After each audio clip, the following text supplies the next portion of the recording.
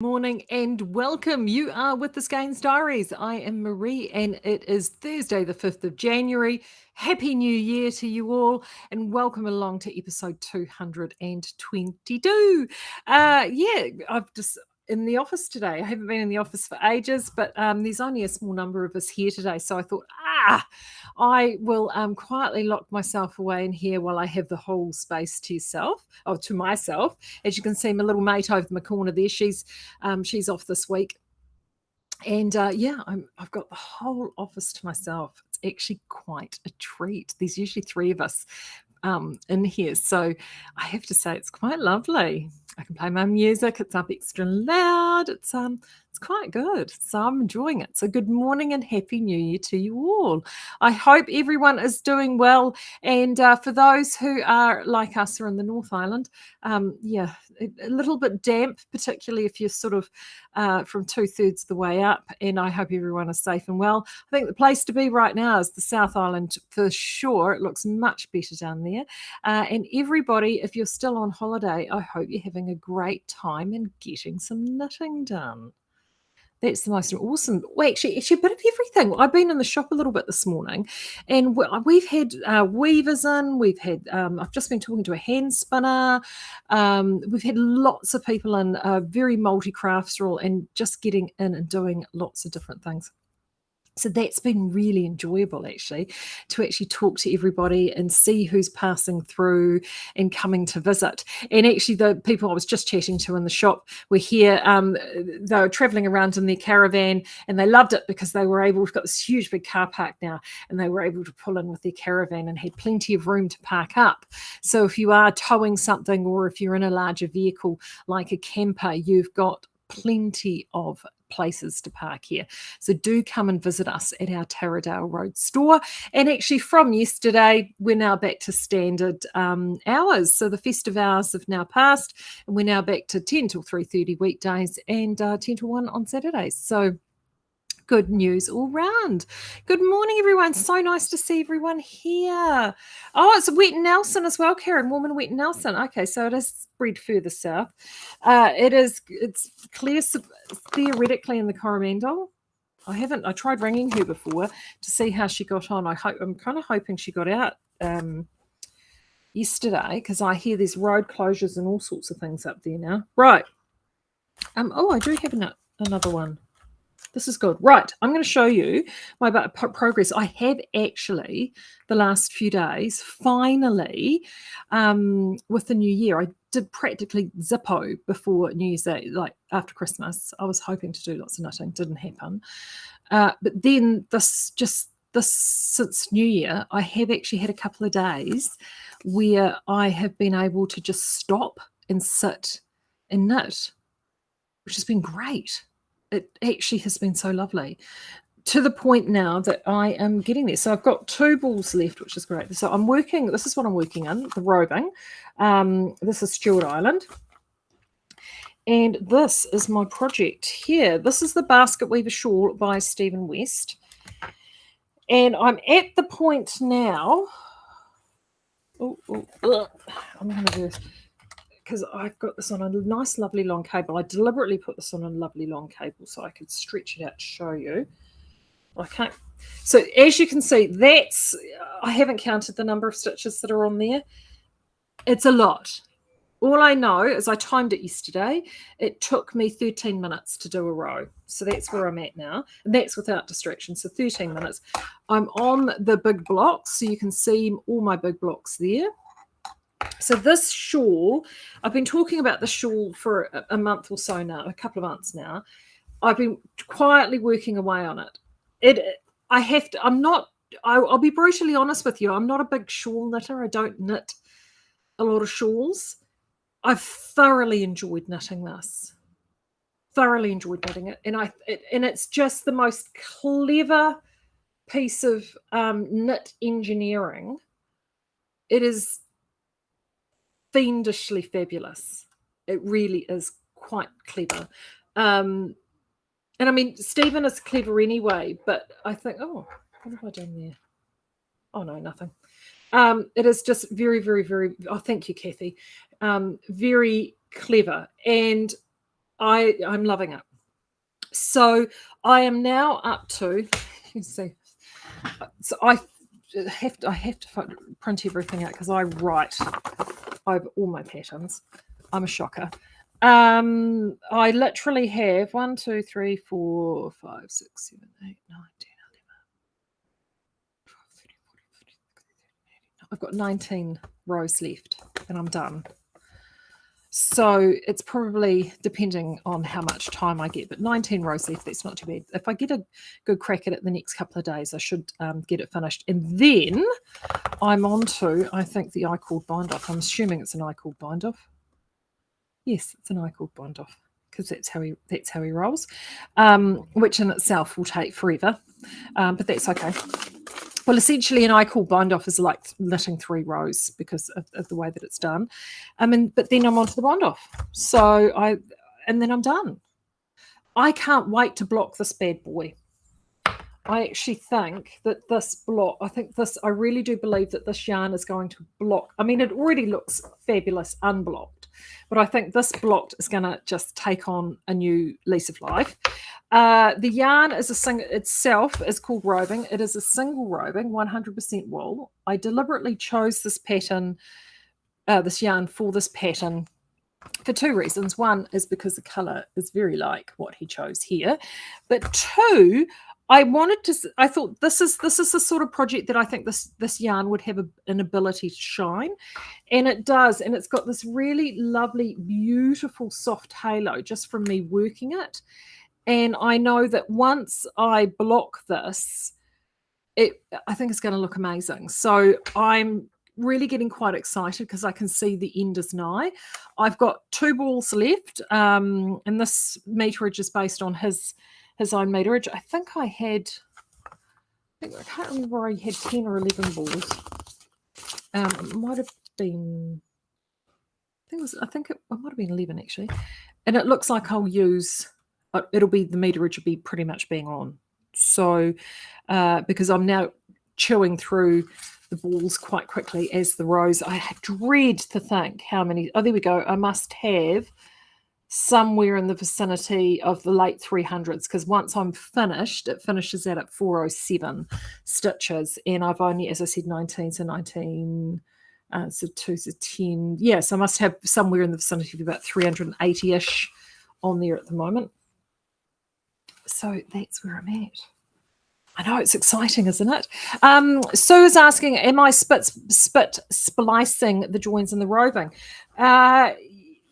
Yes, is the short answer to that. So how I'm doing it, Sue, and I'll actually show you how I'm doing it. I'll pull some out. Oh, hold on, unless I've got some lurking at the bottom of the bag here that I can pull out. No, I'll grab some off here. How I'm doing it, let me pull a bit out and I'll show you. Let's pull some off this ball and oop. There we go. Right. This yarn is the easiest yarn in the world to splice. It is, which makes it great. So there it is there. So what I'm doing, Sue, is I am unraveling it a little bit like that. So I will take it and I'll just sort of take the twist out of it. Then I split that as close to half as I can, so I get it like that. And then I literally pull it out. So I give it a little bit of a haircut. And I do the same on the other side.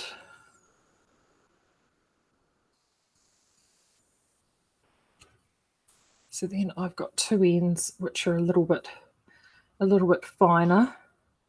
And then essentially I just overlay the 2. Sometimes I'll give it a little bit of a hand. Just pop it over like that, do that. And then yeah. And it's one that the beautiful thing about this yarn is because it's a single roving, and then voila. That's it there. So, and it just melts into the knitting. Super easy. Super easy. I am so glad I did that in roving. I know a number of you picked that roving up in the November spotlight. I am just loving it. I'm really enjoying working with it. I think shawls, blankets is a happy sweet spot. Suye Tan, who is the Dragon Knitter on Instagram, if you don't follow her, do, because she has got a wonderful profile. And she has featured a number of our yarns this year, actually. She's a huge Southlander fan, and she does a lot of test knitting for European test knitters. She's based in Australia. And she's prolific. I absolutely adore her work. And she's just been doing actually a big review of a lot of her work for 2023, which included a lot of Skeinz yarns. And she did do a beautiful, I think it was called the Fernwood Sweater or Briarwood Sweater, which she did in the roving. And it looked absolutely incredible. It was amazing, very amazing. Philippa, can you use water rather than spit? Yeah, with damp hands. If you just have your hands damp, Philippa, that will work absolutely. So she did so have a look at her work, because she has done a sweater in it, and she really enjoyed how the yarn knitted up in a garment project. So I'm utterly thrilled with it. So now that I am on the I can see the final hurdle now with that. I am planning my next project. Now I still do have a Niata on the needles. Oopsie daisies. And I'm holding it up. Falling out. As I mentioned before, I have been wanting, actually that looks so much better there. I have been wanting to knit Stornoway, this is the Highlander Heathers. This is a beautiful, beautiful dark opal. And the photography, it's been so difficult to photograph this, but this actually, it's this very rich, dark, sort of these so many little hints of purple and jade and pink and yellow and black. And it is Frost Flowers, thanks Kathy, was the name of the pattern she did in roving. This Stornoway is my favourite of all the heathered colours. I adore it. And Ethan, so I can do this now because he's not coming today. He's feeling a little under the weather. I am doing Love Note, much to his disgust. I am doing Love Note because I have done this I have done Love Note in Cove already, which I thrash. It probably was singularly my most worn sweater last year. Now, I knitted that sweater, would you believe, I knitted that sweater, it's 3 years this January. Since January 2020, I knitted that. And I have absolutely thrashed it. I love it. I knitted it to pattern with the exception of putting a sway back in, short row sway back in. That was the only modification that I made. And in pattern, they have the option of either knitting it double-stranded with some mohair, or you can use a DK yarn, but they have it using a 16-stitch gauge and using a 6mm needle, which is what I did on the Cove. It looks great. Two downsides with it. One, I have to be very careful not to catch it on anything because the gauge is quite sloppy. If I catch it on something and I pull it, I then have to, it will pull and it will travel. And so I need to spend a bit of time putting it back into shape. And believe me, when you have an arse as big as mine, that happens more than you might think. The other thing that happens with it is that because the gauge is so sloppy and you're not holding, the fibre isn't being held in by the fabric of the work, it does have a tendency to pill. Now, Cove is a premium fibre blend, so it is going to be a little bit more prone to that anyway because of the high quality of the fibres that are in the yarn, but it exacerbates it because the tension is what it is. You know what? For me, it's fine. I have an electric depiller, which I have a great love affair with. And so for me, if I have to depill it every 2 or 3 wears, I'm not fazed by that. And I have to say, after 3 years, is it still pilling? Yes, but nowhere near to the extent that it was at the beginning.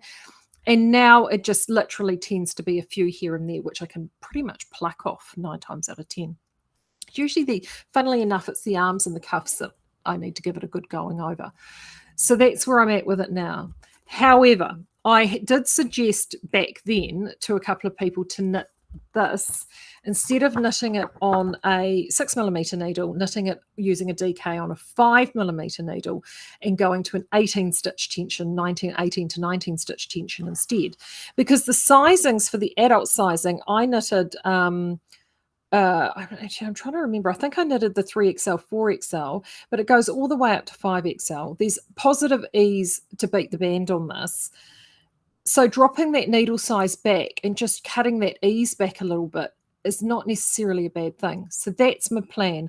I'm looking at still casting on the 3XL, 4XL, pulling back my gauge from 16 stitches to about 18 stitches, and just dropping back some of that ease. I can gain some of that ease back with a little bit of aggressive blocking if I need to, but I just think I just want to see what the wear does, and I think using this, which is a little bit more robust, with that firmer ease on that needle, I'm going to get something that's going to give me a really good combination of wear. And I'm also planning to knit this. We are heading away. So today is my last day until the end of the month.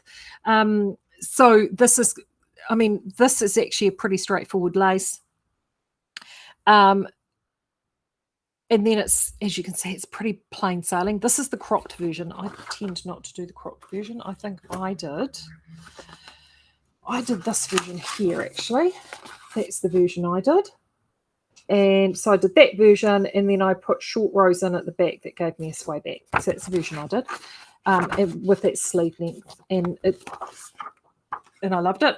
And it's easy knitting. So what I'm hoping to do is potentially before I go away, is I may even, it's actually really fast knitting to get through that top yoke and through that lace. You actually get through that portion really, really quickly. I may even plan to get through that portion before I depart, and then all I've got is plain sailing knitting after that.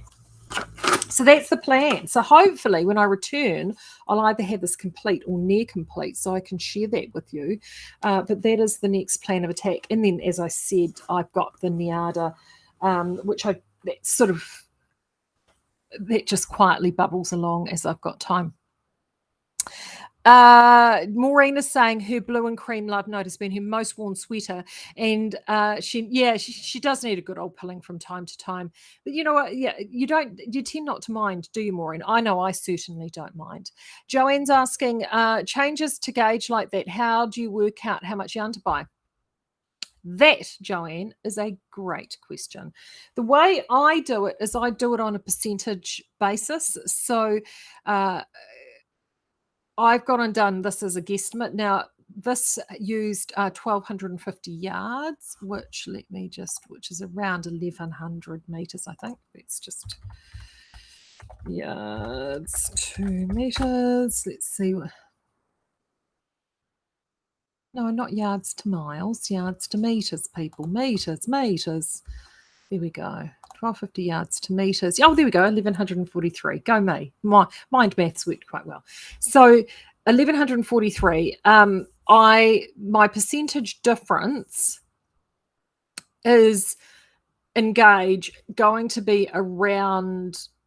So I'm looking at shifting 2 to 3 stitches down, which against 16 stitches is about, so what is that? 16, 24, it's around 18% there, give or take. I'm not going to work that out because I'm just not. So then 1,143. So then I take that percentage and I multiply that percentage back against the meterage that they have. So let's actually work that out. So 16 stitches. So if it's 18 stitches, so 2 divided by 16. So it's a 12.5% difference if I do go to an 18 stitch gauge. It is a 18% difference, 18 to 19% difference if I go to drop the gauge by 3 stitches. If it's by 3 stitches and we've got an 1,143 meters, times 3% is another 34 meters. required. So that's generally how I do it. It is only a very rough rule of thumb, but I find whatever the increase in size generally translates back across to the increase in meterage, and I find that it's quite good. I do remember from knitting this pattern the first time round, there was actually a bit of latitude in the meterages there too. So that's generally how I've gone and done it. Interestingly enough, how many did I grab there? I've got about I've got 1,200 meters there, and no, 1,400 meters is what I've got sitting in there at the moment. So I would say I'd be pretty good. So that's the plan. So there you go. So that's the plan on that. What else has been happening? Oh, Stitchin Summer. You guys are loving the Stitchin Summer. Merino Soft was on Tuesday. That was a massive day, absolutely massive day. The team here, Heather and Eliza, have been going hammer and tongs because, of course, the warehouse was closed for the 4 days, and we had the dips on sale, special pop-up sale on New Year's Eve, plus the Merino Soft. So they are going really, really hard to get those out. They want to have them all out before the end of the week, as well as today's special, which is this. Now, this yarn now that I'm going to talk about, I think if you're quite interested in doing Love Note, this is another good Love Note substitution.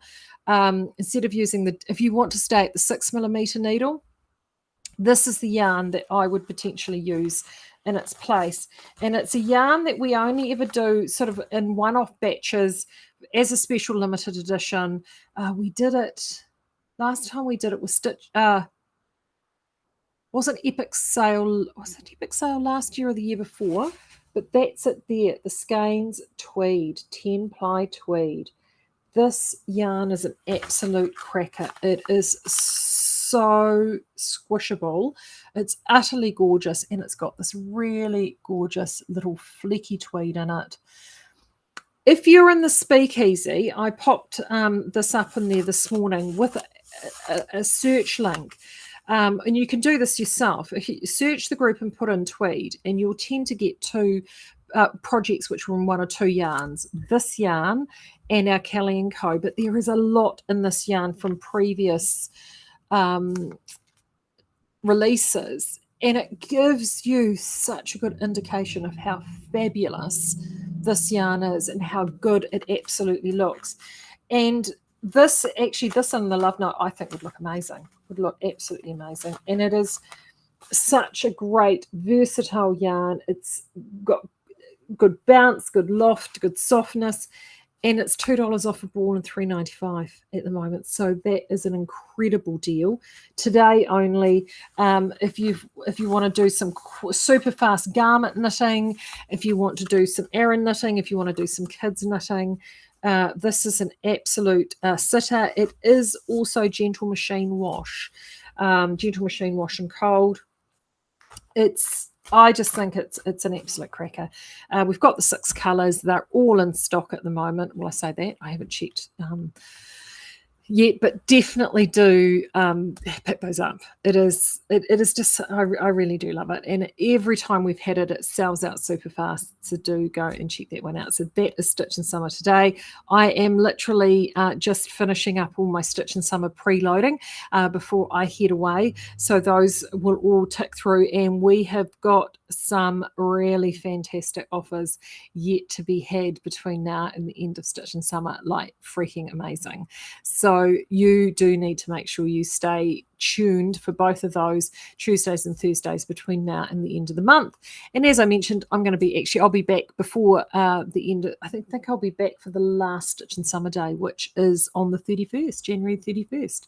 I'll be back Monday the 30th. So you'll see me before Stitchin Summer gets out. And if you are in the speakeasy, make sure you post your projects up, because we do have an incredible draw across December and January. I'll do all the draws for both months in January when I get back. And it is, we love seeing what you're knitting. There's lots, I tell you what, there's a lot of knitting being done because of this crazy inclement weather, that's for sure.